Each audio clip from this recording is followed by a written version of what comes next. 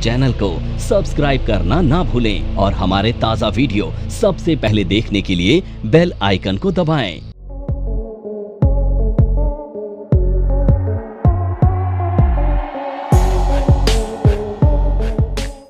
देखो आज चालू हो रहा है सेक्शन 36। बीच के जो सेक्शन अभी छोड़े हैं उसे एक अलग से करेंगे क्योंकि बहुत ज़्यादा इंपॉर्टेंट नहीं है, लेकिन वो बहुत ज़्यादा डिस्क्रिप्टिव हैं, तो उन्हें एक बार अलग से करेंगे। सेक्शन 36 और 37 पहले ख़त्म कर लेते हैं, फिर वो 33 और 35 वाले छोटे छोटे सेक्शन हैं वो इम्पॉर्टेंट नहीं है, रेगुलर टच में नहीं है, क्योंकि वो स्पेशल नेचर ऑफ बिजनेस से डील करते हैं, तो उनको आपको उनकी ज़रूरत कम पड़ेगी। तो पहले ये सेक्शन 36 37 कंप्लीट कर लेते हैं। तो 36 कहता है आपको बेसिकली ये फाइनेंशियल नेचर के खर्चे अलाउ कराता है ना।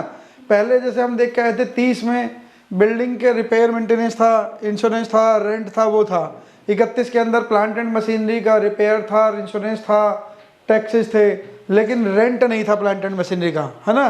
सेक्शन 32 में हम पढ़ के आए थे डेप्रीसिएशन। सेक्शन 33 में हम देख के आए थे स्पेशल तरह के अलाउंसेज मिलते थे, अगर स्पेशल तरह के बिजनेस में हो तो आपको स्पेशल तरह के अलाउंसेज क्लेम करने को मिलेंगे। वो 33 था जिसमें लिखा था कि 34 के बेस 34 पे मैनर दिया हुआ है किस तरह से आपने 33 के अंदर टी, रबड़ प्लांटेशन, कॉफ़ी वगैरह के बिजनेस में हो तो कौन कौन से अलाउंसेज ले सकते हो। आपको वहाँ पे उनके लिए उन अलाउंसेज को क्लेम करने के लिए सर्टेन जगह पे इन्वेस्टमेंट करना पड़ेगा, अपने प्रॉफिट के पैसे को सर्टेन जगह पे पार्क करना पड़ेगा, तब आप अपने प्रॉफिट के टैक्सेबिलिटी से बचा सकते हो। वो था 35 के अंदर कुछ स्पेशल नेचर के बिजनेस हैं, शिपिंग बिजनेस है और साइंटिफिक रिसर्च वाला बिजनेस है, और 14 तरह के स्पेसिफाइड बिजनेस आएंगे 35 AD में। 35 AD अलग से करते हैं अभी। 36 कह रहा है कि आपको फाइनेंशियल नेचर के, बेसिकली ये फाइनेंशियल नेचर के खर्चे हैं जिसके अंदर आपका इंश्योरेंस प्रीमियम आएगा, इंटरेस्ट आएगा, ये सारे खर्चे आपको अलाउ होंगे, ठीक है। सेक्शन 36 सबसेक्शन 1 कहता है deduction provided for the following clause shall be allowed in respect of the matters dealt with therein in computing the income referred under section 28। Section 28 में कौन सी इनकम रेफर करी गई थी? बिजनेस की इनकम, है ना। वो कह रहा है सेक्शन 38 में जो इनकम ली गई थी, अगर उस इनकम को कमाने के लिए कुछ ऐसे खर्चे करे हैं जो सेक्शन 36 के अंदर कवर हो सकते हैं तो यहाँ से अलाउड हो जाएंगे आपको। तो सेक्शन 36 में कौन कौन से हैं? The amount of any premium paid in respect of insurance against risk of damage और डिस्ट्रक्शन ऑफ स्टॉक और store used for the purpose of business और प्रोफेशन। आपके बिजनेस और प्रोफेशन में जो स्टॉक यूज हो रहा है, अगर आपने उसका इंश्योरेंस कराया है, उसकी प्रीमियम पे करी है, तो वो PGBP के सेक्शन 36 के हिसाब से अलाउड है। सेक्शन 28 में जो इनकम आपने कमाई है उनके लिए अगर आपने कोई फाइनेंशियल नेचर के नीचे वाले कुछ खर्चे किए हैं तो आपको यहाँ पे अलाउड है। पहला खर्चा है इंश्योरेंस ऑफ स्टॉक। आपने आपके बिजनेस या प्रोफेशन में कोई स्टॉक इन्वॉल्व है, उसका इंश्योरेंस करा रखा है ताकि कोई रिस्क या डैमेज हो, ताकि मैं इंश्योरेंस के क्लेम को अपने लॉस को कम कर सकूं, तो वो रिस्क कवरेज की जो प्रीमियम है वो अलाउड है सेक्शन 36 में। The amount of any premium paid by federal milk cooperative society or to effect or to keep in force an insurance on the life of the cattle, जो जैसे अमूल हो गया और ऐसे जो कोऑपरेटिव सोसाइटी हैं जो मिल्क वगैरह प्रोडक्ट, मिल्क और मिल्क प्रोडक्ट में काम करती हैं, अगर उन्होंने इंश्योरेंस ले रखा है उन जानवरों का जिनकी वो मिल्किंग करते हैं ना, तो अगर उन कैटल्स का इंश्योरेंस ले रखा है फॉर द मेंबर, जो कोऑपरेटिव सोसाइटी के मेंबर हैं जो उसमें दूध सप्लाई कर रहे हैं, वो जानवरों को पाल रहे हैं, उनका लाइव स्टॉक के इंश्योरेंस के लिए अगर उसने कोई प्रीमियम पे करा है तो सहकारी समिति को, उस कोऑपरेटिव सोसाइटी को वो इंश्योरेंस प्रीमियम अलाउड है, क्योंकि उनका वही स्टॉक है ना, उनकी वही प्लांट एंड मशीनरी है। जो कैटल हैं उनके लिए तो वही प्लांट एंड मशीनरी है, उसी से तो उन्होंने मिल्किंग करनी है। बिजनेस इनकम आएगी कैसे जब कैटल होगा, तो वो उनकी प्लांट एंड मशीनरी टाइप की है एक तरह से। स्टॉक तो नहीं है क्योंकि कैटल बेचते नहीं है, तो plant and machinery nature of plant and machinery kind of thing है। प्लांट एंड मशीनरी है नहीं वो, लेकिन उस तरह की चीज़ है, क्योंकि हम प्लांट बिजनेस में प्लांट एंड मशीनरी से क्या करते हैं? प्रोडक्शन ही तो करते हैं। तो वो अपने कैटल से क्या कर रहे हैं? मिल्किंग कर रहे हैं, उसी से तो मिल्क प्रोडक्ट बेचेंगे। तो वो उसका अगर इंश्योरेंस करा रखा है तो वो भी सेक्शन 36 में अलाउड है। 36 IB 1 IB क्या कह रहा है? The amount of premium paid by any mode on off payment other than cash by the assessee as an employer or to effect or keep in force insurance health insurance of the employee। अगर किसी business ने अपने employ का health insurance करा रखा है, उसका premium पे करा है but that premium should not be paid in cash. ऊपर वाले में ऐसी कोई रिस्ट्रिक्शन नहीं है, यानी कि ऊपर वाले स्टॉक का इंश्योरेंस और लाइव स्टॉक का इंश्योरेंस, कैटल का इंश्योरेंस जो है आप कैश में भी दे दोगे तो कोई दिक्कत नहीं है, लेकिन एम्प्लॉय का हेल्थ इंश्योरेंस प्रीमियम पे करा है वो कैश में नहीं होना चाहिए, है ना। अगर एम्प्लॉय का हेल्थ इंश्योरेंस पे करा है तो कैश में पे करा है तो वो अलाउड नहीं है। वहाँ सेक्शन 40 कैपिटल A3 की भी जरूरत नहीं है, बाय डिफॉल्ट ही करा है कि पहले दिन से ही अगर कैश में प्रीमियम दे दिया चाहे 10 रुपये का ही दिया तो भी अलाउड नहीं है।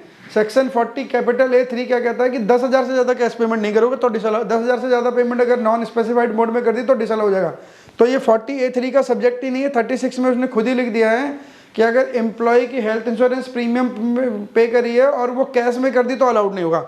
That should be paid other than cash, other than cash होनी चाहिए तभी अलाउड होगा। एम्प्लॉय का हेल्थ इंश्योरेंस भी अलाउड है लेकिन कंपनी को।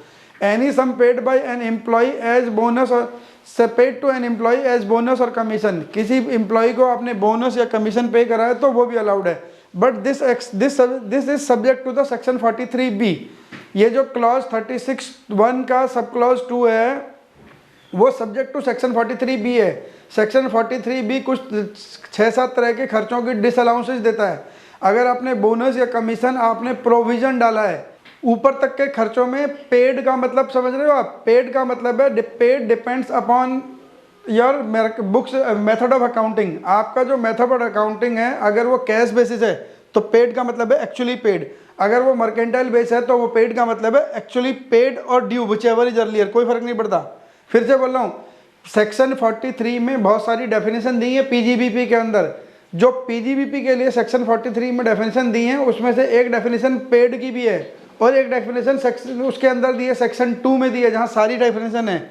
जो सेक्शन 2 में पेड की डेफिनेशन है वो पूरे इनकम टैक्स में जाके एप्लीकेबल है, लेकिन जो सेक्शन 43 में जो डेफिनेशन दी गई है पेड की, उसका मतलब है paid means as per the method of accounting adopted by the assessee. अगर एसएससी ने मर्केंटाइल बेस अडॉप्ट करा है तो पेड का मतलब है ड्यू भी पेड के बराबर ही है ना। इंश्योरेंस प्रीमियम ड्यू हो गई तो वो भी पेड के बराबर है। यानी कि मान लीजिए आपने इंश्योरेंस कराया 31 मार्च को इंश्योरेंस कराया, इंश्योरेंस की रसीद कट गई, लेकिन चेक पास हुआ 1 अप्रैल, 2 अप्रैल, 10 अप्रैल को जाके, चेक बाद में क्लियर हुआ, तो वो खर्चा कहाँ मिलेगा आपको? 31 मार्च या 1 अप्रैल में जाके। आपने 31 मार्च 2023 को इंश्योरेंस प्रीमियम दी थी, स्टॉक की इंश्योरेंस प्रीमियम के लिए चेक दिया 31 मार्च 2023 को, चेक क्लियर हुआ है 10 अप्रैल 2023 को, तो वो जो एक इंश्योरेंस प्रीमियम का खर्चा है that expense will be allowed in the financial year 22-23 और 23-24, 22-23 because books of account in the business parallels the method of accounting is mercantile basis. वहाँ पे मर्केंटाइल बेस पे है, तो यहाँ पे जहाँ पे पेड का वर्ड है, इस पेड का मतलब है पेड और due which ever is earlier, है ना, क्योंकि मेथड ऑफ अकाउंटिंग अडॉप्ट करता है बिजनेस की अकाउंटिंग के लिए। तो सेक्शन 43 में जो पेड की डेफिनेशन दी है that is different from the section 2 वाली पेड से अलग है वो। अगर आपको हाउस प्रॉपर्टी की इनकम याद है तो वहाँ पे एक आपको डिडक्शन मिलती थी, डिडक्शन 23 में मिलती थी फॉर द म्यूनिसिपल टैक्सेज। वहाँ पे क्या लिखा था? म्यूनिसिपल टैक्सेज पेड है वहाँ पे भी। वहाँ पे पेड का मतलब 43 वाला पेड नहीं है, ध्यान रख लेना। वहाँ पे पेड का मतलब वो वाला पेड है एक्चुअली पेड, जहाँ पे एक्चुअल में कैश या बैंक का बैलेंस कम हुआ है। जो 2 वाला पेड है, 2 वाले पेड का मतलब है there must be outflow of the economic benefits, वहाँ से इकोनॉमिक बेनिफिट कम हो जानी चाहिए आपके पास, इकोनॉमिक रिसोर्सेज कम होनी चाहिए आपके पास। जो 2 वाले पेड की बात कर रहा हूँ, यानी कि जो 23 में पेड लिखा है any municipal taxes paid by the assessee paid by the owner of the property, तो उस पेड का मतलब है एक्चुअल में पे होना चाहिए। अगर म्यूनिसिपल टैक्स क्या होता है वहाँ पे कब मिलते हैं? जिस साल में आप वो मकान मालिक म्यूनिसिपल टैक्स पे करेगा उसी साल। तो 23 के अंदर में जीएबी में से घटाने को मिल रहा था जब हमने हाउस प्रॉपर्टी की इनकम करी थी, तो वहाँ पे जीएबी में से किस साल म्यूनिसिपल टैक्स घटा रहे थे? जिस साल एक्चुअली पे कर रहे थे, मतलब आपका कैश रिसोर्स कम हो रहा था। कैश मतलब बैंक का बैलेंस भी, कैश या बैंक एक्चुअली में आउटफ्लो हो रहा था कैश और बैंक का, तो वहाँ पे अलाउड मिलता था। वहाँ पे क्या ड्यू बेस पे अलाउड था? नहीं। लेकिन पीजीबीपी में जो 43 की डेफिनेशन है, it depends the method of accounting adopted by the account business. ये एसएससी ने जो मेथड ऑफ अकाउंटिंग, अगर method of accounting cash base है तो इस पेड का मतलब वही वाला हो जाएगा जो 2 वाला है, जो सेक्शन 23 में पढ़ गए हैं म्यूनिसिपल टैक्सेस पेड। लेकिन अगर मेथड ऑफ अकाउंटिंग इसने मर्केंटाइल यूज करा है, जो मैक्सिमम केस में मर्केंटाइल ही यूज करते हैं बिजनेस और प्रोफेशन में लोग, तो मर्केंटाइल में पेड का मतलब है ड्यू भी पेड के बराबर ही होता है। लेकिन जो प्रीमियम इंश्योरेंस जो फी बोनस और कमीशन है it is subjected to 43B also. इसको आपको इस सेक्शन 36 के क्लॉज 2 को आइसोलेशन में नहीं पढ़ सकते हो, आपको 43B को इसके सामने रखना पड़ेगा। 43B का क्लॉज कहता है कि दीज एक्सपेंसेस बोनस और commission are paid allowed only on the basis of paid. कौन सा वाला पेड? एक्चुअल वाला पेड, सेक्शन 2 वाला पेड, ये वाला पेड नहीं, 43 वाला पेड नहीं। बोनस और कमीशन के ऊपर रिस्ट्रिक्शन है, अगर ये पे नहीं करा तो प्रोविजन बेस पे नहीं मिलेगा। मान लो आपने 1 जनवरी को परचेज करी थी 50 लाख रुपए की, purchase account debit to creditor, यही एंट्री करी ना आपने?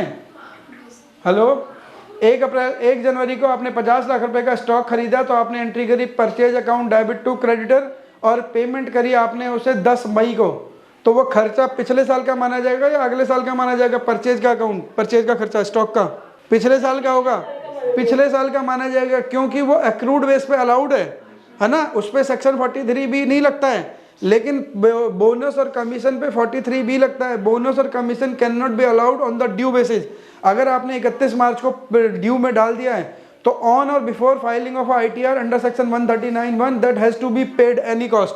अगर आपने ITR भरने की डेट तक 31 मार्च को बोनस ड्यू करा आपने, ठीक है, 31 मार्च को कमीशन ड्यू कर दिया, कोई दिक्कत नहीं, 31 मार्च को पे करना जरूरी नहीं है, लेकिन on or before filing of ITR under section 139(1) जो ड्यू डेट अंडर सेक्शन 139(1) में है, उस ड्यू डेट से पहले पहले आपको ये पे करना पड़ेगा, तभी ये खर्चा अलाउड होगा, नहीं तो ITR में जाके खर्चा डिसअलाउ हो जाएगा।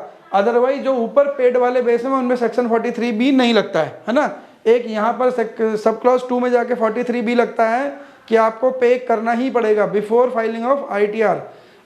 फी बोनस और कमीशन के ऊपर की बात हो रही है ना। बोनस पेड बेसिस पे मिलता है, एक्चुअल पेड बेसिस पे, 43 वाले पेड के बेस पे नहीं।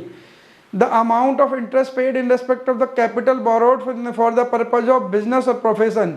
बिजनेस और प्रोफेशन के लिए अगर कैपिटल लोन लिया है, पैसा लिया है, तो भी उसका इंटरेस्ट अलाउड हो जाएगा, provided that any amount of the interest paid in respect of capital borrowed for acquisition of asset. अगर आपने कोई एसेट खरीदने के लिए डेप्रिसिएशन लोन लिया है तो उसका इंटरेस्ट क्या होगा? आपने 50 लाख की कोई कैपिटल एसेट खरीदी है, मशीनरी खरीदनी है, उस पर 10 लाख रुपए तो आपने अपने अकाउंट से दे दिए, डाउन पेमेंट कर दिया, 40 लाख रुपए का फाइनेंस करा दिया। जब 40 लाख रुपए का लोन लिया है तो अब आप इसकी EMI पे करोगे, EMI पे करोगे तो इस पर इंटरेस्ट भी होता है। EMI includes principal and interest, दोनों चीज़ होती हैं। जो उसका इंटरेस्ट वाला पोर्शन होगा वो क्या होगा आपके लिए? कैपिटल एक्सपेंडिचर या रेवेन्यू एक्सपेंडिचर? मान लीजिए इसकी EMI है 80,000 रुपये पर मंथ। इस EMI का मैं स्प्लिट कर रहा हूँ प्रिंसिपल अमाउंट और इंटरेस्ट अमाउंट। ये 60,000 रुपये प्रिंसिपल में जा रहा है और 20,000 रुपये इंटरेस्ट में जा रहा है। अब ये जो 20,000 रुपये का खर्चा है, is it a revenue expenditure और कैपिटल एक्सपेंडिचर? कैपिटल। चलो अब ये क्वेश्चन यही अनआंसर्ड है, पता नहीं, मुझे देखता हूँ जैसे बहुमत होगा ऐसे चला जाऊँगा मैं भी, है ना। अभी अनआंसर्ड है, अभी इसे यहीं पाक करते हैं। चलो, एक आपने ना यहाँ पे प्लांट इंस्टॉल करवाना है, पूरा एक मैन्युफैक्चरिंग प्लांट है, पूरी यूनिट इंस्टॉल करवानी है, क्योंकि वो क्वेश्चन इन आइसोलेशन समझ ही नहीं आएगा। ये इंस्टॉल करवानी है, इसकी इंस्टॉलेशन के लिए ये प्रोजेक्ट है, मान लीजिए 100 लाख रुपीज़ का, 1 करोड़ रुपए का ये प्रोजेक्ट है, ठीक है। 1 करोड़ का प्रोजेक्ट है, आपको इसके लिए फाइनेंस चाहिए 80 लाख रुपए का, आपको इसका लोन चाहिए। 20 लाख रुपए आप डाउन पेमेंट दे दोगे, 80 लाख रुपए का लोन चाहिए। तो जब प्लांट इंस्टॉल होना शुरू होगा तो आपको पैसे भी देने पड़ेंगे, जो उसके इंस्टॉलेशन के लिए जो भी कंपनी आएगी उसको पैसे भी तो देने हैं, तो आपके पास फंड्स तो अरेंज होने चाहिए। तो आपने क्या करा, आपने 1 अप्रैल 2022 को एक लोन फाइनेंस कराया बैंक से 80 लाख रुपए का, ये लोन आ गया। अब 1 अप्रैल को लोन आ गया तो पहली EMI 1 मई को जानी चालू हो जाएगी। आपका प्रोजेक्ट का चालू हो या ना हो, प्रोजेक्ट चालू होने से कोई लेना देन हो गई, बैंक को तो अपनी EMI चाहिए, बैंक ने आपका लोन डिसबर्स कर दिया है। अब आप क्या कर रहे हो, आप उस प्रोजेक्ट जो प्लांट इंस्टॉलेशन वाली कंपनी है, आपने लोन भी फाइनेंस करा लिया, अब उससे कॉन्ट्रैक्ट तो था पहले से ही, आपका वेट करे से लोन मिल जाएगा तो मैं काम चालू कर दूंगा। अब आपका लोन आ गया, फंडिंग आ गई, अब आप प्लांट इंस्टॉलेशन वाली कंपनी को कॉन्टैक्ट कर रहे हो, आ जाओ। अब वो कह रहा है मैंने कहीं और काम पकड़ दिया, मैं आपके यहाँ पे आऊँगा 1 जून से। यानी कि आपका जो इंस्टॉलेशन का प्रोजेक्ट चालू हो रहा है वो कब से चालू होगा? 1 जून से चालू होगा। 1 जून से इंस्टॉलेशन प्रोसेस चालू हो जाएगा। ये स्टार्ट हो गया। आपने यहाँ पे मई में भी एक EMI दी, अप्रैल की, और एक आपने ये एक हर मंथ के एंड पे EMI मान लेते हैं ना, तो ज़्यादा। आपने एक EMI अप्रैल एंड में दी, एक EMI दी मई एंड में, अब जून के बाद भी दोगे। और ये प्रोजेक्ट कंप्लीट हुआ आपका, जून से चालू हुआ और नवंबर तक ये प्रोजेक्ट चला। यहाँ तक आपका कंस्ट्रक्शन पीरियड है, लेकिन EMI तो जाएगी ना आगे भी। यहाँ पे कंस्ट्रक्शन कंप्लीट हो गई है, construction completed, construction completed. EMI तो दिसंबर में भी जा रही है एंड सो ऑन जाएंगी आगे तक, मार्च तक जाएगी EMI। कंस्ट्रक्शन ख़त्म होने का मतलब ये तो है नहीं ना कि आपकी EMI ख़त्म हो गई, तो आप EMI सारे में पे कर रहे हो, हमेशा पे कर रहे हो। यहाँ पे भी आपने EMI पे करी है, यहाँ पे भी आपने EMI पे करी है, सब जगह EMI पे करी है। अब मान लीजिए थोड़ी देर के लिए फॉर एग्जांपल मैं फ्लैट मान लेता हूँ, इसकी 1 लाख रुपए पर मंथ की EMI थी, ये EMI अमाउंट है। इसके अंदर प्रिंसिपल अमाउंट था 60,000 रुपये का और 40,000 रुपये का इंटरेस्ट अमाउंट था। ऐसे ही हाइपोथेटिकली मान लिया, एक्चुअल अमाउंट तो कम ज़्यादा होगा ही होगा। ये प्रिंसिपल अमाउंट है। तो अब आप हर महीने 1 लाख रुपए की EMI दे रहे हो, 60,000 रुपये प्रिंसिपल है और 40,000 रुपये हर महीने का इंटरेस्ट है।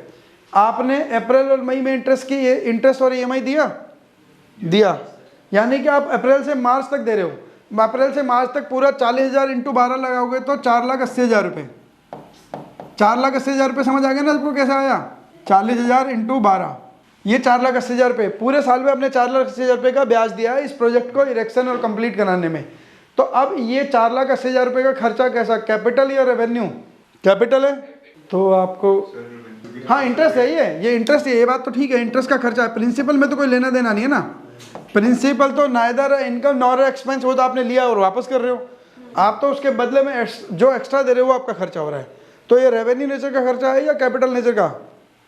कैपिटल का शायद जो डाउन पेमेंट हुई है वो कैपिटल एक्सपेंडिचर होगा। डाउन पेमेंट खर्चा नहीं होता, वो खर्चा नहीं होता। कैपिटल एसेट 100 करोड़ की एसेट भी तो आएगी आपके पास, 1 करोड़ रुपए की, सॉरी 1 करोड़ की एसेट भी तो आएगी। तो वो डाउन पेमेंट कोई कैपिटल नहीं, कोई खर्चा नहीं है, वो तो एसेट को एक्वायर करने के लिए पैसे दोगे ही है। अगर मान लीजिए आपने 10 लाख रुपए की कार खरीदी, 2 लाख रुपए डाउन पेमेंट कर दिया, 8 लाख का लोन करा लिया, तो कार तो 10 ही लाख की है ना, तो कार तो पूरे 10 लाख से कैपिटलाइज हो गई, वो तो कोई दिक्कत नहीं है। डाउन पेमेंट तो खर्चा होती नहीं कभी, और प्रिंसिपल अमाउंट भी एक्सपेंस नहीं है। लड़ाई है इंटरेस्ट में, इंटरेस्ट या तो रेवेन्यू होगा या फिर कैपिटल होगा। सर टॉस उछाल लेते हैं, टॉस उछाल लें, पर्ची डाल लें क्या?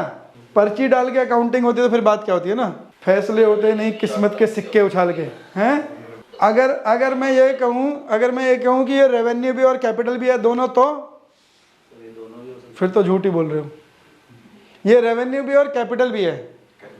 हाँ, अब कैसे वाली सवाल आ जाएगा।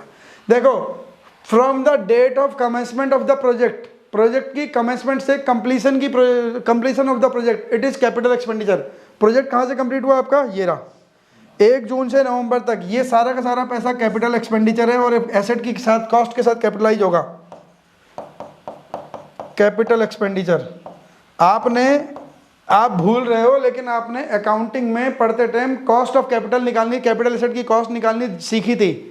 वहाँ पे लिखा था कॉस्ट ऑफ कैपिटल एसेट की कॉस्ट निकालते टाइम परचेज कॉस्ट जोड़ते हो, कोई ट्रांसपोर्टेशन कॉस्ट है तो वो जोड़ते हो, उसके साथ इंश्योरेंस वगैरह हुआ तो वो जोड़ते हो, कोई नॉन रिफंडेबल नॉन रीइंबर्सेबल टैक्सेज है तो वो जोड़ते हो, और उसकी एक्विजिशन के लिए पुट टू यूज से पहले अगर कोई इंटरेस्ट पे करा तो वो भी जुड़ता है ना।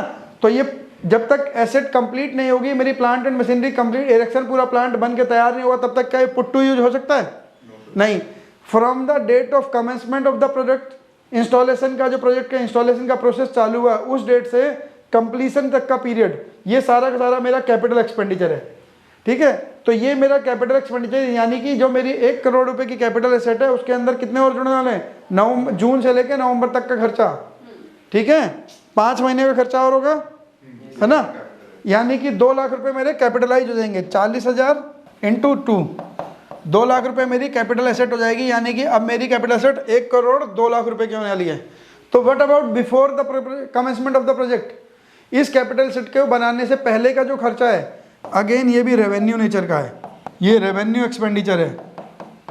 और व्हाट अबाउट आफ्टर दिस, ये भी रेवेन्यू। अब तो क्योंकि एसेट पुट टू यूज हो गई, इससे पहले क्या एसेट कहीं एग्जिस्टेंस में थी 1 जून से पहले? ना एसेट थी ना एसेट का नाम था, तो वो पुट टू यूज नहीं थी। पुट टू यूज तो छोड़ो, एसेट ही एग्जिस्ट नहीं कर रही थी। जो चीज एग्जिस्ट ही नहीं कर रही उसके ऊपर कोई कॉस्ट कैसे अपोर्शन करोगे? एसेट ने पहले दिन पिक्चर में आना कहाँ शुरू करा? 1 जून से। तो यानी कि मैं आपको समझाना चाहता हूँ, जो एसेट को एक्वायर करने के लिए अगर उसको एसेट की मैन्युफैक्चरिंग या कंस्ट्रक्शन के लिए कोई पैसा खर्च कर रहे हो, from the date of commencement of project to the completion of date of the completion of the project, वो सारा का सारा एसेट जो इंटरेस्ट का खर्चा है वो क्या है? कैपिटल नेचर का। That will be capitalise with the cost of the asset. लेकिन बिफोर द कंस्ट्रक्शन और आफ्टर द कंस्ट्रक्शन सारा का सारा खर्चा क्या है? रेवेन्यू नेचर का है। ये कैसा खर्चा है? पुट टू यूज के बाद का सारा खर्चा कैसा? रेवेन्यू नेचर का। रेवेन्यू नेचर, तो रेवेन्यू नेचर के खर्चे कहाँ ले जाते हो आप? रेवेन्यू नेचर, कैपिटल नेचर के खर्चे तो कैपिटल एसेट के साथ जोड़ देते हो, तो रेवेन्यू नेचर के खर्चे कहाँ दिखाते हो? P&L के डेबिट साइड में। मैंने आपको पहले दिन ही बोला था कि जब जब हम 30 से लेकर 37 तक की बात करेंगे, आपको प्रॉफिट एंड लॉस अकाउंट का डेबिट साइड याद आ जाना चाहिए। तो ये 36 है, 37 के बीच में ही आ रहा है। तो जो जिसके आगे रेवेन्यू, और हमने सेक्शन 28 में ही देखा था, सॉरी वहाँ पे देखा था शुरू में ही, कि जितने भी 29 में देखा था, रेवेन्यू नेचर के सारे खर्चे अलाउड है ना, related to my business and the revenue nature. तो रेवेन्यू नेचर का खर्चा ये रेवेन्यू नेचर P&L का डेबिट, ये रेवेन्यू नेचर P&L का डेबिट, ये कैपिटल एसेट के साथ जुड़ जाएगा, कैपिटल नेचर। ये क्लियर हो गया? हाँ जी, सबको क्लियर? रेवेन्यू एक्सपेंडिचर तो शॉर्ट टर्म होता है ना, तो ये तो जो EMI है वो तो काफी सालों तक चलेगी। ऐसा किसने बोला बेटा? रेवेन्यू एक्सपेंडिचर के साथ शॉर्ट टर्म और लॉन्ग टर्म का खेल ही नहीं है कभी भी। रेवेन्यू खर्चा अच्छा एक बात बताओ, अगर एक एम्प्लॉय आपके पास 15 साल से काम कर रहा है तो क्या उसकी सैलरी कैपिटलाइज हो सकती है? नहीं हो सकती ना। तो खर्चों के साथ शॉर्ट टर्म और लॉन्ग टर्म का खेल नहीं है, खर्चों के साथ रेवेन्यू और कैपिटल एक्सपेंडिचर का खेल है ना। तो रेवेन्यू का मतलब है जो आपकी रिकरिंग नेचर के खर्चे हैं, आपकी ऑपरेटिंग एक्टिविटी और बिजनेस के ऑपरेशन के लिए जरूरी हो, सारे खर्चे रेवेन्यू नेचर के खर्चे हैं। अब ये वाला खर्चा बता दो बस मुझे, जो आपने मशीन को, इस मशीन को खरीदा था, बनी बनाई मशीन आई थी, उसे खरीदा था, 40 लाख रुपए का लोन लिया, उस पर 20,000 रुपये महीने की EMI दे रहे हो। ये लोन 1 अप्रैल से ही चालू है, जिस दिन मशीन खरीदी थी उसी दिन से। पूरे साल में लोन की EMI हो जाएगी, इंटरेस्ट अमाउंट हो जाएगा 2,40,000 रुपये, 20,000 इंटू 12। अब ये 2,40,000 रुपये कैसा खर्चा? रेवेन्यू या कैपिटल? ठीक है, इसलिए मैंने पहले आपको समझाया, ये वाला आंसर अब आपने अपने आप दे दिया ना। क्यों हुआ? ये पुट टू यूज के बाद का खर्चा है ना। एसेट तो आपकी बनी बनाई आई थी, पुट टू यूज के बाद का खर्चा है। अगर मैं इसका आंसर यही दे देता आपको, वो वाली बात फिर समझ नहीं आती। तो इसलिए पहले मैंने आपको डबल वाले समझा दिए, सिंगल वाले का आंसर आप अपने आप दे दोगे। तो मैं आपको इसीलिए समझा रहा हूँ कि मैं डिटेल में इसलिए करा रहा हूँ ताकि आप ऐसी सिचुएशन में आके खुद डिसीजन ले सको, है ना। आपको इनकम टैक्स एक्ट पढ़ना तो आना चाहिए, वो तो अच्छी बात है, लेकिन जब तक अभी पढ़ने के हैबिचुअल नहीं हो, उससे पहले कोई सिचुएशन आएगी तो आप डिसीजन ले पाओगे कि हाँ, उस दिन हमने क्लास में ये डिस्कशन किया था कि पुट टू यूज तक के से पहले के खर्चे और पुट टू यूज के बाद के खर्चे सारे रेवेन्यू हैं, लेकिन put to use construction period के खर्चे जो हैं वो एसेट के साथ कैपिटलाइज हो जाते हैं। तो ये रेवेन्यू नेचर का खर्चा है और ये P&L में डेबिट होगा, P&L अकाउंट में जाएगा डेबिट साइड में। ये सेक्शन 36 का प्रोवाइजो बता रहा था, प्रोविजन की ये क्या हो रहा है। ये जो प्रोवाइडेड के बाद होते हैं ये प्रोवाइजो होते हैं, वो ऊपर वाले कंडीशन को अलग से डिटेल में दे देते हैं। ये लिखा provided at any amount of interest paid in respect of capital borrowed for acquisition of an assets whether capitalise in the books of accounts or not. आपने वो एसेट अपनी बुक्स में कैपिटलाइज करी या नहीं करी, कोई फर्क नहीं पड़ता। For any period belonging to the date on which the capital was borrowed for acquisition of asset till the date of asset such was put to use, है ना, shall not be allowed as deduction. जो आपने asset को acquire करने के लिए और put to use से पहले का खर्चा है, एक्विजिशन और पुट टू यूज के बीच का जो खर्चा है वो डिडक्शन की तरह अलाउड नहीं होगा। यही तो पढ़ा अभी हमने, जो कंस्ट्रक्शन पीरियड का खर्चा है वो पुट टू यूज की तरह अलाउड नहीं होगा, लेकिन कंस्ट्रक्शन पीरियड के बाद का खर्चा, जो पुट टू यूज के बाद का खर्चा है, वो सारा अलाउड हो जाएगा। आपको क्लियर हो गया? Any sum paid by the assessee to as an employer by way of contribution towards the recognized provident fund or an approved superannuation fund भी रिटायरमेंट से रिलेटेड फंड होते हैं जो रिटायरमेंट के पेंशन है। Any sum paid by the assessee as an employer by way of contribution, अगर मान लीजिए किसी कंपनी ने एम्प्लॉय के EPF में कंट्रीब्यूशन करा है, सेक्शन 36 में खर्चा अलाउड है। ग्रेजुटी फंड बना के, ग्रेजुटी फंड बन के वहाँ पैसा डालना पड़ेगा। ग्रेजुटी की प्रोविजन पे भी सेक्शन 43 लगता है, 43B की प्रोविजन नहीं होना चाहिए। ग्रेजुटी एक्चुअली पेड है ना, ग्रेजुटी बोनस एक्चुअली पेड, वहाँ पे सेक्शन 43B लग जाता है कि अगर आपने एक्चुअली पे नहीं करा तो ग्रेजुटी प्रोविजन बेस पे अलाउड नहीं होती, बाकी खर्चे मिल जाते। मान लीजिए 31 मार्च की सैलरी है, सैलरी पे 43B नहीं लगता है, ध्यान रखना। अगर 31 मार्च की सैलरी है, आपने 31 मार्च को 10 लाख रुपए की सैलरी का खर्चा डाला, salary account debit to salary payable, और आपने 31 जुलाई को रिटर्न भरनी थी, 31 जुलाई की रिटर्न तक सैलरी पे नहीं करी, तो उस पर 43B नहीं लगता, वो अलाउड है। आप रिटर्न की डेट के बाद भी पे कर सकते हो। लेकिन अगर उसके अंदर आपने ग्रेजुटी का प्रोविजन करा है, बोनस और कमीशन का पे करा है, तो और पे नहीं करी तो 43B में कवर है, वो खर्चा डिसअलाउ हो जाएगा वापस। तो ऐसे ही अगर बोनस EPF ये जो है एम्प्लॉयर कंट्रीब्यूशन फंड है, इस पर भी सेक्शन 43B लगता है, लेकिन इस पर 43B और भी खतरनाक तरीके से लगता है। खतरनाक तरीका मतलब यह है कि अभी मैंने आपको बोला बोनस और बोनस कब तक पे हो जाना चाहिए, ITR फाइलिंग की डेट तक। ITR फाइलिंग की डेट कौन सी, जो सेक्शन 139(1) में दी गई है। एक्सटेंड बिलेटेड ITR नहीं होनी चाहिए। मतलब वैसे अगर मान लीजिए अगर किसी इंडिविजुअल की ITR भरूँ, पूछूं जो उसकी नॉन ऑडिट वाली ITR है, वो 31 जुलाई तक भर सकता है, उसकी सेक्शन 139(1) की ड्यू डेट है 31 जुलाई। और लेकिन अगर उसने 31 जुलाई को नहीं भरी तो बिलेटेड रिटर्न 31 दिसंबर तक भी भर सकता है। तो वो 31 दिसंबर को अगर वो रिटर्न भरेगा और वो खर्चे फिर पे कर देगा तो वो अलाउड नहीं होंगे। वो कब अलाउड थे, that must be paid on or before the due date under section 139(1). तो 139(1) के अंदर कौन सी डेट थी, 31 जुलाई। आप रिटर्न 31 जुलाई के बाद 31 दिसंबर को भर रहे हो, वो बिलेटेड रिटर्न है, वो 139(1) की डेट नहीं है, वो 139(4) की डेट है। बिलेटेड रिटर्न पे आपको खर्चा अलाउड नहीं होगा। अगर मान लीजिए 43B का क्या कहता था मैं आपको कि खर्चा पेड बेस पे अलाउड होता है ना, अगर आपने पे नहीं करा तो कुछ खर्चे अलाउ नहीं होंगे। कब तक पे होने चाहिए, on or before due date of filing ITR under section 139(1). 139(1) due date है अंडर सेक्शन 139(1) वाली 31 जुलाई for individual whose books of accounts are not required to get audited. 31 October individual company whose books of account gets are required to gets audit, जिनकी audit होनी है, तो 31 अक्टूबर है। लेकिन अगर आपने 31 जुलाई तक नहीं भर पाए किसी रीजन से, या 31 अक्टूबर तक नहीं भर पाए, तो आप उस रिटर्न को 31 दिसंबर तक भर सकते हो, 31 दिसंबर तक भर सकते हो ऑफ दैट सब्सिक्वेंट ईयर। अगले जिस साल में आप ITR भर रहे हो 31 दिसंबर तक भर सकते हो, 31 दिसंबर के बाद नहीं भर पाओगे। लेकिन अगर मान लीजिए जिन चीज़ों पे सेक्शन 43B अप्लाई होता है, वो कहता है वो those expenses must be paid, है ना, वो पेड होना चाहिए। कुछ एक्सपेंस तो पेड होते हैं ITR फाइलिंग की डेट तक, यहाँ तक। कुछ एक्सपेंसेस अलाउड हैं कि वो पेड होने चाहिए उसकी रेस्पेक्टिव एक्ट में जो डेट लिखी हुई है वहाँ तक। तो अगर कुछ मान लीजिए बोनस की बात थी, तो बोनस यहाँ तक पे हो जाना चाहिए, इस डेट तक। मान लो आपने इस डेट तक बोनस पे नहीं करा, और बोनस पे करा आपने 30 नवंबर को, यहाँ पे बोनस पे करा और ITR फाइल करी, यहाँ पे ITR फाइल्ड इस डेट पे, क्या ये खर्चा अलाउड होगा आपको पिछले फाइनेंशियल ईयर में? नहीं होगा, क्योंकि आप ITR क्या 139(1) वाली डेट में फाइल कर रहे हो? नहीं, आप तो 139(4) में बिलेटेड रिटर्न फाइल कर रहे हो। तो ये बिलेटेड रिटर्न की डेट नहीं बोल रहा, वहाँ लिखा है ITR must be filed, that expense must be paid on or before due date of the filing of ITR given under section 139(1). तो आपने तो 139(1) की ड्यू डेट तो क्रॉस कर दी। आप इसका मतलब ये कोई, इसका मतलब आप ITR 31 दिसंबर तक ले जाओगे, खर्चे को 31 दिसंबर तक एंजॉय करोगे, दोगे नहीं लोगों के पैसे, तो इनकम टैक्स एरा नहीं, आपको खर्चा इस डेट तक पे करना है। ये था बोनस, कमीशन, इंटरेस्ट, इन सब चीज़ों के लिए। लेकिन अगर जो EPF और ESI का एम्प्लॉयर का कंट्रीब्यूशन है, वो आपको पता कब तक करना है? EPF और सुपरएन्युएशन फंड और ESI का खर्चा जो है must be paid on or before, कौन सी डेट? ऑन और बिफोर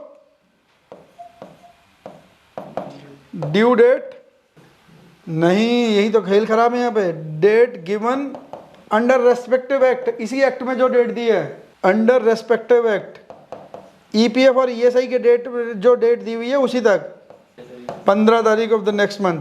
आपको अगर मान लीजिए एक रेस्पेक्टिव एक्ट में जो डेट दी है उसी डेट तक पे करना है, तभी आपको खर्चा अलाउड होगा, नहीं तो खर्चा अलाउड नहीं होगा। सेक्शन 36 में लिखा है खर्चा अलाउड है, लेकिन ड्यू डेट भी ध्यान रखनी है कब तक पे करना है। यानी कि अप्रैल के जो ईएसआई पीएफ का खर्चा है अप्रैल 22 का, वो 15 मई और उससे पहले पे हो जाना चाहिए। मई का जून से पहले होना चाहिए, 31 मार्च का 15 अप्रैल या उससे पहले पे हो जाना चाहिए। अगर मान लीजिए अप्रैल का खर्चा आपने ड्यू डेट में पे नहीं करा, अप्रैल 22 का खर्चा आपने पे करा 31 मई को, मान लीजिए पैसे नहीं थे कोई बात नहीं, आपने 31 मई को पे करा, उसी साल में पे कर दिया ना। देखो अप्रैल 22 का खर्चा ईपीएफ और ईएसआई का खर्चा जो है, ईपीएफ और ईएसआई जो एम्प्लॉयर वाला पोर्शन है बात कर रहा हूँ, जो एम्प्लॉयर ने कंपनी अपनी तरफ से डालती है वो वाली की बात हो रही है। ये ईएसआई सी आपने पेड किया, पेड ऑन 31 मई 2022, क्लियर है। तो ये खर्चा with in the financial year पे कर दिया आपने तो, लेकिन ये खर्चा तब भी नहीं मिलेगा, ये अलाउड नहीं है और इट इज नेवर अलाउड। यहाँ वाले केस में क्या था, आपने बोनस पे करा 31 नवंबर को, आईटीआर फाइल करी 31 दिसंबर को, आपने बोले खर्चा 43B की वजह से पिछले फाइनेंशियल ईयर में नहीं मिलेगा, है ना। लेकिन क्योंकि ये आपने अगले फाइनेंशियल ईयर में पे कर दी तो अगले फाइनेंशियल ईयर के रिटर्न में अलाउड हो जाएगा ये, ठीक है, अगले फाइनेंशियल ईयर के रिटर्न में ये अलाउड हो जाएगा। लेकिन ये कभी भी अलाउड नहीं होगा, कभी भी अलाउड नहीं होगा। वैसे हाई कोर्ट के डिसीजन है, एमिल इंडस्ट्रीज करके एक कंपनी थी, उसने कोर्ट से डिसीजन ले आई थी अपने फेवर में, उसने पूरा ड्यू डेट के बाद पे करने के बाद भी अलाउ करा लिया था, but that it is not included in the rule income tax act. वो इनकम टैक्स एक्ट में कोई अमेंडमेंट नहीं करी है, वो कोर्ट ने उस पर्टिकुलर कंपनी की सिचुएशन देख के उसे रिलीफ दे दिया था, है ना। वो इनकम टैक्स कोर्ट ने, डिपार्टमेंट ने वो डिसअलाउ कर दिया था 43B के बेस पे, लेकिन वो केस में कोर्ट में केस फाइट करा और कोर्ट में केस जाके वो डिसीजन के कंपनी के फेवर में चला गया। कोर्ट ने उसकी फाइनेंशियल सिचुएशन देखी होगी, जो भी रीजन देखा होगा कोर्ट ने जस्टिफाइड करा, बट क्योंकि वो डिसीजन हाई कोर्ट का, सुप्रीम कोर्ट का नहीं है। अगर सुप्रीम कोर्ट का होता तो लॉ ऑफ लैंड बन जाता। हाई कोर्ट का डिसीजन है, उस कंपनी के लिए एप्लीकेबल है, वो उस कंपनी को रिलीफ मिल गया उस डिसीजन से, बाकी किसी के लिए कोई रिलीफ नहीं। अभी तक वो ऐसे ही चल रहा है, अभी तक वो 43B ऐसे ही अप्लाई होता है। अगर ईपीएफ और ईएसआई में एम्प्लॉयर का कंट्रीब्यूशन वाला पोर्शन है तो आपको उसकी रेस्पेक्टिव एक्ट की डेट में डालने जाके पे कर देना है। 43B में जाके ये नहीं देखना ड्यू डेट ऑफ आईटीआर नहीं है इसके लिए, केवल ईएसआई और पीएफ की बात कर रहा हूँ मैं। बाकी सारे खर्चे आईटीआर की डेट तक दे दोगे तो चल जाएगा काम। बोनस हो गया, आपने कोई रेलवे की कोई प्रॉपर्टी यूज करी है उसका कोई पैसा देना है, कि आपने किसी शेड्यूल्ड बैंक से कोई लोन लिया है उसका इंटरेस्ट पे करना है, वो अभी 43B पढ़ेंगे तो वहाँ पे भी जाके मिलेगा। लेकिन यहाँ पे क्या कह रहा है कि अगर कोई सुपर एन्वेस्टमेंट फंड और employer provident fund, ESI provident fund में कोई पैसा, ईएसआई फंड में कोई पैसा देना है कंपनी ने, तो दैट मस्ट बी पेड। और कब तक, उसी की डेट में बने, जो पेड बेस पे मिलेगा उसकी डेट पे जो उनकी डेट है, ईएसआई पीएफ की डेट जो है। Any sum paid by the assessee by as an employer by way of contribution towards the 80CCD2 pension fund है ना। देखो एक गवर्नमेंट ने न्यू पेंशन स्कीम लेके आई है, 80CCD1 के अंदर एम्प्लॉय का कंट्रीब्यूशन होता है, 80CCD2 के अंदर एम्प्लॉयर का कंट्रीब्यूशन होता है। अगर कंपनी न्यू पेंशन, कोई एम्प्लॉयर अपने एम्प्लॉय के लिए न्यू पेंशन स्कीम में कोई पैसा कंट्रीब्यूट करता है तो वो उसके लिए तो खर्चा ही है। एक एम्प्लॉय को साल में 10 लाख रुपए की सैलरी देता है, 1 लाख रुपए 80CCD2 में एम्प्लॉयर प्रोविजन पेंशन फंड में पैसा डाल रहा है, तो उसके लिए तो 10 लाख की जगह वो एम्प्लॉय 11 लाख का हो गया ना, तो वो खर्चा अलाउड है। 80CCD2 का खर्चा अलाउड है for the contribution of employer contribution of new pension scheme. New pension scheme में जो एम्प्लॉयर कंट्रीब्यूशन देता है वो 80CCD2 में अलाउड है। Any sum paid by the assessee to as an employer by way of contribution towards an approved gratuity fund, gratuity fund में कोई contribution पे दिया है तो वो भी अलाउड है। Fund created by him for the exclusive benefit of his employee under an irrevocable trust. Irrevocable trust का मीनिंग आपको समझ आएगा, ज़्यादा कैपिटल गेन पढ़ेंगे तो वहाँ पे लिखा है इनरेवोकेबल। बेसिकली अभी मैं आपको ये बता देता हूँ, इररेवोकेबल का मतलब है कि एक बार जो चीज़ दे दी तो वो दे दी, वापस नहीं ले सकते। वांटेड क्या, सलमान खान, एक बार कमिटमेंट कर ली तो कमिटमेंट कर ली, फिर अपनी भी नहीं सुननी है, ठीक है ना। तो इररेवोकेबल का मतलब होता है कि आपने जो उस ट्रस्ट को पैसा दे दिया उससे वो पैसा अब एम्प्लॉयर वापस नहीं ले सकता। अगर आपने किसी ऐसे ट्रस्ट में कंट्रीब्यूट करा है, मान लीजिए आज आपके एम्प्लॉय तो आज से 10 साल बाद रिटायर होंगे, ग्रेजुटी की मिनिमम लाइबिलिटी बनती है, कोई एम्प्लॉय 5 साल काम करेगा तो ग्रेजुटी के लिए लाइबल होता है ना। नॉर्मल केस में अगर वो रिटायर होता है तो 5 साल तो उसे कम से कम काम करना होता है तो उसे ग्रेजुटी मिलती है। अगर किसी ऐसी सिचुएशन की वजह से जिसकी वजह से मान लीजिए कोई एक्सीडेंट हो गया, कुछ और हो गया, अब एम्प्लॉय काम करने की हालत में नहीं है, या एम्प्लॉय डिसीज हो गया, उसकी फैमिली को कोई फाइनेंशियल रिलीफ देना है, तो उसकी फैमिली 3 साल के बाद भी ग्रेजुटी कॉल कर सकती है अपने उसके एम्प्लॉयर से। लेकिन नॉर्मल सिचुएशन में अगर वो नौकरी छोड़ के जा रहा है, रिटायरमेंट ले रहा है, तो कम से कम 5 साल का टेन्योर तो चाहिए ग्रेजुटी की एलिजिबिलिटी के लिए। तो कंपनीज एक्ट भी कहता है आपको ग्रेजुटी का प्रोविजन बुक्स ऑफ अकाउंट में बना के रखना पड़ेगा। तो कंपनीज एक्ट के हिसाब से जब आप प्रोविजन बना के रखते हो तो खर्चा किसी को ग्रेजुटी दे रहे हो? दे ही नहीं रहे हो। अभी तो अपनी कंपनी शुरू हुई है या 5 साल बाद से आपने प्रोविजन बनाना शुरू करा, तो अभी किसी एम्प्लॉय ने रिजाइन डाला है? नहीं, किसी ने रिजाइन नहीं डाला। तो आज के डेट में किसी को ग्रेजुटी देनी है? नहीं देनी है। 31 मार्च को मेरे पास किसी का रेजिग्नेशन नहीं आया, किसी का ग्रेजुटी का क्लेम नहीं आया, तो मैंने ग्रेजुटी देनी तो है नहीं। लेकिन कंपनियां क्या करती हैं अपने फाइनेंशियल बर्डन को कम करने के लिए कि ऑल ऑफ द सडन को फाइनेंशियल बर्डन आएगा, तो वो किसी ट्रस्ट को, किसी अप्रूव्ड ट्रस्ट को, ग्रेजुटी ट्रस्ट को पैसा देती रहती है धीरे धीरे। तो जितना आप वहाँ अप्रूव्ड ट्रस्ट में पैसा डालते रहोगे वो आपका खर्चा उसी से अलाउड होएगा, बेशक आप वहाँ से ग्रेजुटी किसी को दे रहे हो या नहीं दे रहे हो। क्यों? क्योंकि वो इर्रेवोकेबल ट्रस्ट में पैसा गया है, आपके पास अब वापस नहीं आएगा, कोई ना कोई एम्प्लॉय क्लेम करेगा वहाँ जाके, है ना। जो भी एम्प्लॉय रिटायर होगा उसको वहीं से क्लेम मिलेगा। तो आपने तो पैसा आज खर्च कर दिया, अब एम्प्लॉय 10 साल बाद रिटायर हो, 20 साल बाद रिटायर हो, तो जो रिटायर होगा उसको ग्रेजुटी उस हिसाब से मिलेगी। पैसा कहाँ से आएगा? उस ट्रस्ट से। एम्प्लॉयर के पास नहीं आएगा, फिर भी एम्प्लॉय के पास आएगा। क्यों? क्योंकि वो इर्रेवोकेबल ट्रस्ट में गया हुआ है। इर्रेवोकेबल ट्रस्ट का मतलब है वापस नहीं आएगा अब आपके पास। तो अगर मान लीजिए आपने ऐसे ही प्राइवेट ट्रस्ट बना के पैसा रख लिया तो वो अलाउड नहीं है। दैट मस्ट बी इर्रेवोकेबल ट्रस्ट, जहाँ से पैसा अब एम्प्लॉयर को नहीं मिलेगा।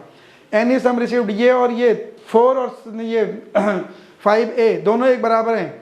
Any sum received deducted ESI contribution by the assessee from any of his employee to which the provision of subclause 10 of clause 24 section apply of the section apply to apply। Section 2 कहता है ESI का contribution के बारे में बोलता है, ये income tax की बात हो रही है। सेक्शन 2 क्लॉज 24 सब क्लॉज 10, वहाँ पे लिखा है कि आप अगर एम्प्लॉय से कोई पैसा रिसीव करते हो और उसे जमा नहीं कराओगे तो वो आपकी इनकम में पार्ट बन जाएगा, ठीक है ना। आपको जमा भी कराना है, आपने एम्प्लॉय का पैसा काट लिया तो उसे जमा भी तो कराना है। अगर जमा नहीं कराओगे तो आपकी इनकम का पार्ट बन जाएगा। Any in respect of animal which have been used for the purpose of business profession otherwise than the stock in trade and have died or become permanently useless for such purpose. मान लीजिए जैसे अभी हमने सबसे पहले पढ़ा था, Amul dairy cooperative society अपने मेंबर्स की गाय भैंसों का, कैटल्स का इंश्योरेंस कराती हैं। तो एक टाइम के बाद तो होगा ना, वो या तो डिसीज हो जाएंगे, गाय भैंस मर जाएंगी किसी कारण से, एज की वजह से, या होगा कि वो दूध देने लायक नहीं बची। तो अगर आप उनके बाद देखो, जब आप गाय भैंस खरीदते हो, लाइव स्टॉक खरीदते हो, तो उसका कोई खर्चा अलाउड नहीं होता, है ना। लाइव स्टॉक खरीदने पे पीजीबीपी में कोई खर्चा अलाउड नहीं है। लेकिन अगर वो डिसीज हो, डेथ हो गई उनकी, अब वो यूजलेस हो गए, तो आप उन्हें, या तो अगर मर गई तो आप निकाल दोगे, तो वो खर्चा, वो लॉस अलाउड है ना। जितने में आपने खरीदा था माइनस अगर उनको बेचने से, उनकी खाल हड्डी बेचने से कुछ पैसा रिकवर होता है, तो वो जो खर्चा आपको रिकवर हो रहा है, डिफरेंशियल अमाउंट आपको एज ए लॉस अलाउड है। कहाँ पे? 36 में, सेक्शन 36 में। Other deduction subject to the provision of subsection 2 applicable for bad debts. अगर मान लीजिए आपने किसी कस्टमर को सामान दिया था उधार में, अब वो कस्टमर नॉन ट्रेसेबल है या उससे पैसा रिकवर नहीं होगा, तो बेड डेट्स अलाउड है। अंडर सेक्शन 36 में बेड डेट्स अलाउड है। लेकिन आपको कुछ रूल फॉलो करने पड़े, रूल को सेटिस्फाई करना है। रूल सेटिस्फाई मतलब आप उससे प्रॉपरली पैसे का फॉलोअप कर रहे हो, आप उससे मेल एक्सचेंज कर रहे हो, डिमांड भेज रहे हो कि मेरे पैसे दे दे, मेरे पैसे दे। ये नहीं कि वो पैसे नहीं दे रहा, ठीक है मैं तो लॉस तो मिल ही जाएगा मुझे। आप आइडियली नहीं छोड़ सकते, आपकी इंटेंशन तो होनी चाहिए पैसा रिकवर करने की। आपकी इंटेंशन ही नहीं है पैसा रिकवर करने की, तो फिर बेड डेट्स अलाउड नहीं होगा, फिर चैलेंज हो जाएगा वो, है ना। लेकिन आपने अपनी तरफ से पूरे स्टेप उठा लिए हैं कि बेड डेट्स के लिए आप उसे मेल भी भेज रहे हो, लेटर भी भेज रहे हो, नोटिस भी भेज रहे हो, सब काम कर रहे हो। नहीं मिला तो बेड डेट्स अलाउड है, कोई प्रॉब्लम नहीं है। बेड डेट्स बिल्कुल अलाउड है, बिजनेस का खर्चा है वो। An amount equal to the security transaction tax paid by the assessee in respect of a taxable security transaction entered into the course of his business during the previous year. अगर आप मान लीजिए आप as a investor equity share market में काम करते हो, तो आपको एसटीटी का खर्चा नहीं मिलता। इसे बोलते हैं एसटीटी, सिक्योरिटी ट्रांजैक्शन टैक्स, है ना। सिक्योरिटी ट्रांजैक्शन टैक्स अगर आप एज ए इन्वेस्टर यूज करते हो, तो कैपिटल गेन या कैपिटल लॉस जो भी होगा उसमें सिक्योरिटी ट्रांजैक्शन टैक्स का खर्चा अलाउड नहीं है। ब्रोकरेज अलाउड है लेकिन सिक्योरिटी ट्रांजैक्शन टैक्स अलाउड नहीं है। लेकिन मान लीजिए आप इन्वेस्टिंग कंपनी हो, है ना, जैसे आपका कौन से है, कोई इन्वेस्टिंग कंपनी के नाम याद है आपको जो शेयर ब्रोकिंग में काम करते हैं? ग्रो हो गया, जीरोधा हो गया, है ना, ऐसे लोग ये अपने क्लाइंटों के लिए, अपने लिए भी तो इन्वेस्टिंग करते हैं, अपने भी तो शेयर मार्केट में ट्रेडिंग परचेज सेल परचेज करते हैं। तो क्योंकि इनका काम है शेयर मार्केट में खरीद बेच करने का, स्टॉक खरीदने और बेचने का, तो ये जो एसटीटी ट्रांजैक्शन टैक्स पे करते हैं ये बिल्कुल एलिजिबल एक्सपेंडिचर है ना। ये स्टॉक मार्केट में इनको खर्चा मिलता है, लेकिन अगर आप इंडिविजुअल हो, आप अपने यहाँ से कुछ पैसे कभी कभार पैसे को पार्ट टाइम इन्वेस्टमेंट कर देते हो, तो क्योंकि आपका इन्वेस्टमेंट में शेयर ट्रेडिंग का बिजनेस नहीं है तो एसटीटी का खर्चा अलाउड नहीं है, लेकिन जिनका ये काम है उनको एसटीटी का खर्चा अलाउड है। कहाँ पे? सेक्शन 36 में। ऐसा ही जैसे एसटीटी है, ऐसे ही कमोडिटी ट्रांजैक्शन टैक्स है, यानी कि जो कमोडिटी की मार्केट में काम करते हैं, जिनका बिजनेस यही है कमोडिटी की स्क्रिप खरीदने और बेचने का, तो उनको कमोडिटी ट्रांजैक्शन टैक्स पेड भी कर, वो भी मिलता है खर्चा। The amount of expenditure incurred by a cooperative society engage in the business of manufacturing of sugar or for purchase of sugar cane at a price which is equal to or less than the price fixed by the approved government, fixed or approved by the government. अगर जो sugar manufacturing कंपनियां हैं, जो sugar की company, sugar factory होती हैं, अगर वो किसानों से गन्ना खरीद रही हैं, शुगर कैन खरीद रही हैं, तो उन्हें किस पे खरीदना है? जो प्राइस गवर्नमेंट ने अप्रूव करा है। अगर उस प्राइस और उस प्राइस के बराबर का खरीदते हैं तो खर्चा अलाउड है। मान लीजिए गवर्नमेंट ने अलाउ करा 6,000 रुपये टन और आप खरीदे हो 7,000 रुपये टन, तो 1,000 रुपये पर टन का अलाउ खर्चा डिसअलाउ हो जाएगा। गवर्नमेंट ने अलाउ करा 6,000 रुपये पर टन, आपने खरीदा 5,000 रुपये पर टन, तो खर्चा 5,000 रुपये अलाउड है। तो जितना गवर्नमेंट ने अप्रूव करा उतने पे या उससे कम पे खरीदो तो खर्चा अलाउड हो जाएगा, ज़्यादा खरीदो तो खर्चा अलाउड नहीं होगा। तो ये वाली कहानी है।